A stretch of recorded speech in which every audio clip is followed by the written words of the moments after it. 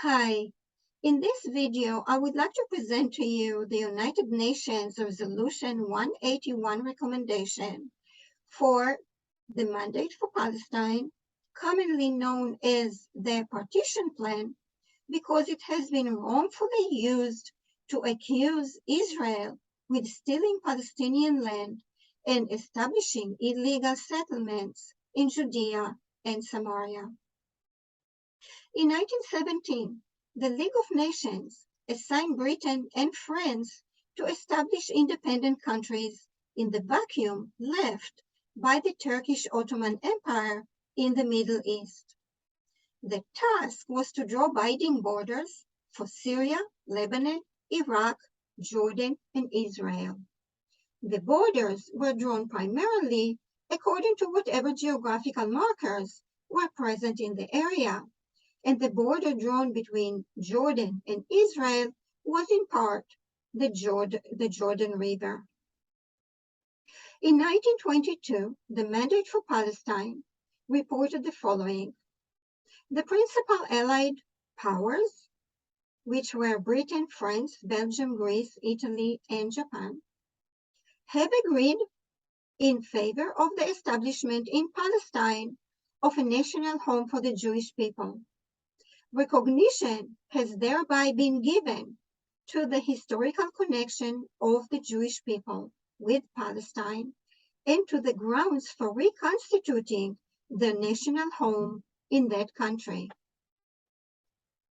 The Muslim leaders of the new countries accepted their borders as binding borders, except for Jordan. They didn't accept the border with Israel due to the leaders' rejection of Jews in the Middle East. In order to avoid militant conflict, the League of Nations, becoming the United Nations, recommended a partition plan within Israel.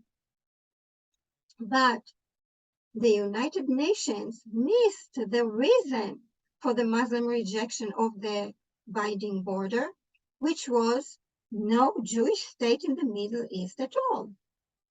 Their point was not to reduce the space for the Jews, but to eliminate it.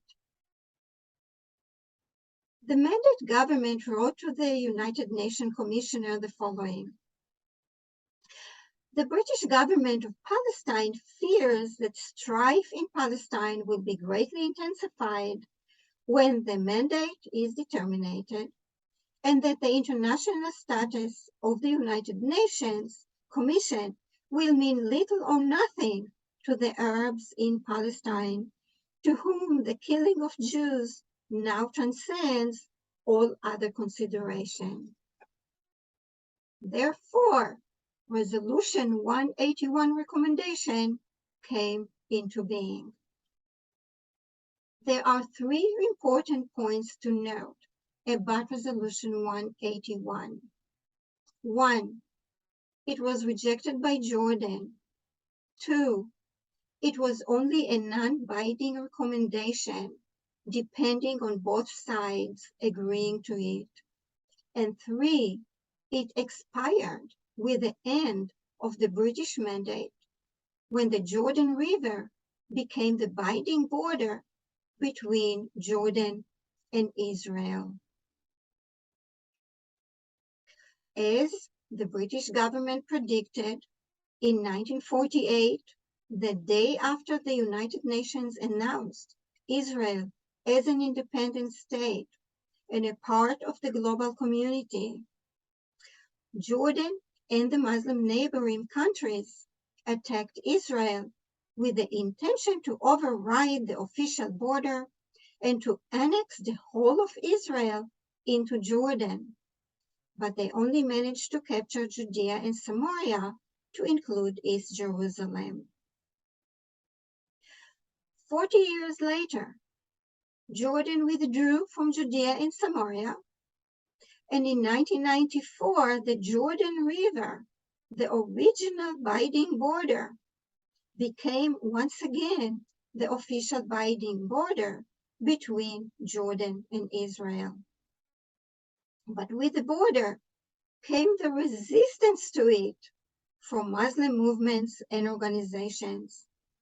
As of now, 70 years after Resolution 181 expired, they demonstrate and lobby for its resurrection.